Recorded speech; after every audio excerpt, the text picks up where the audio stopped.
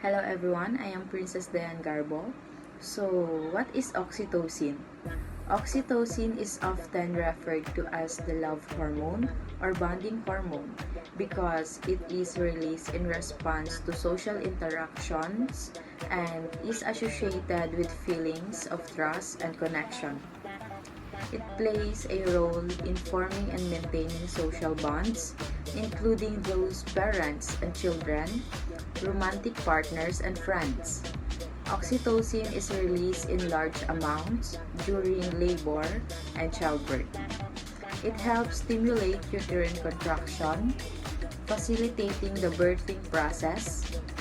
It also plays a crucial role in breastfeeding by promoting the milk ejection reflex, allowing milk to be released from the mammary glands.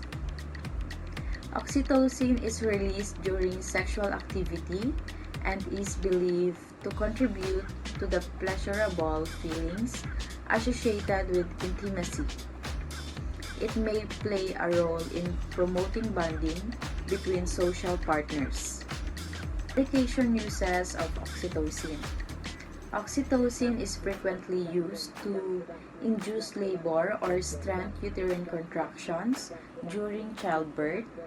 It is administered intravenously in controlled doses to initiate or augment labor.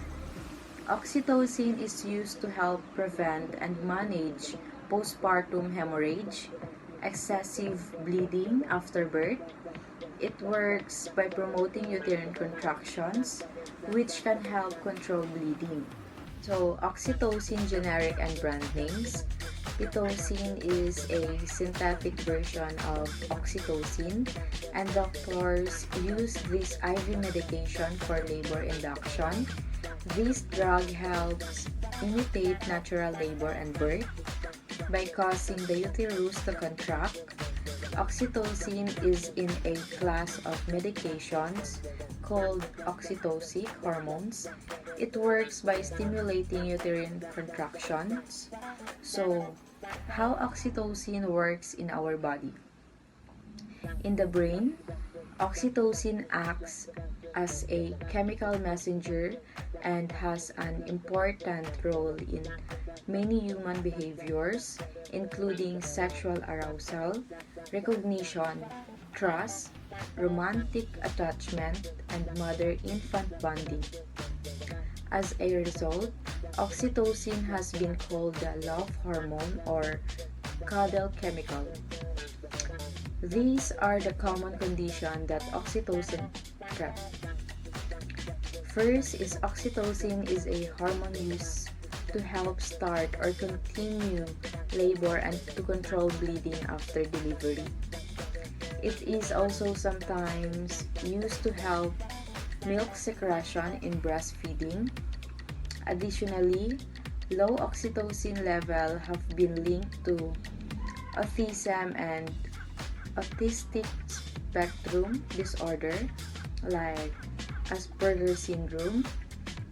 Asperger's syndrome, a key element of these disorders, being poor social functioning. Some scientists believe oxytocin could be used to treat these disorders. What are warnings and precautions of oxytocin? Elective induction of labor is defined as the initiation of labor in a pregnant individual who has no medical indication for induction, because the available data are inadequate to evaluate the benefits to risk consideration. Oxytocin is not indicated for elective induction of labor. This medication contains oxytocin. Do not take pitocin if you are allergic to oxytocin or any ingredients contained in this drug. Keep out of reach of children. In case of overdose, get medical help or contact a poison control center immediately. Tell your doctor if you have ever had a severe infection in your uterus, a difficult labor because you have a small pelvis, genital herpes, cervical cancer, surgery on your cervix or uterus, including a prior C-section, high blood pressure, or heart problems. Ask a doctor if it is safe to breastfeed while using this medication. How to take the oxytocin or pitocin. Use oxytocin or pitocin exactly as directed on the label or as prescribed by a doctor. Do not use in larger or smaller amounts or for longer than recommended.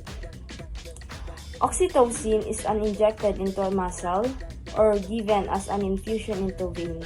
A healthcare provider will give you this injection. Your contraction and other vital signs will be watched or closely while you are receiving oxytocin. This will help your doctor determine how long to treat you with this medicine.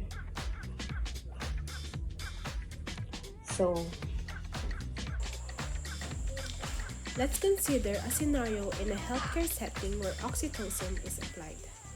Jane is a 30-year-old woman who is in labor, expecting her first child. She has been admitted to the hospital and her labor has been progressing slowly. The healthcare team, led by Dr. Smith, is monitoring Jane's condition closely and decides to use oxytocin to augment her labor. Jane's labor has been underway for several hours, but contractions are not strong enough to facilitate efficient progress. The medical team evaluates her condition and determines the oxytocin, a hormone that plays a key role in uterine contractions during labor, could be administered to enhance the contractions. Dr. Smith orders the administration of oxytocin through an intravenous line or IV line.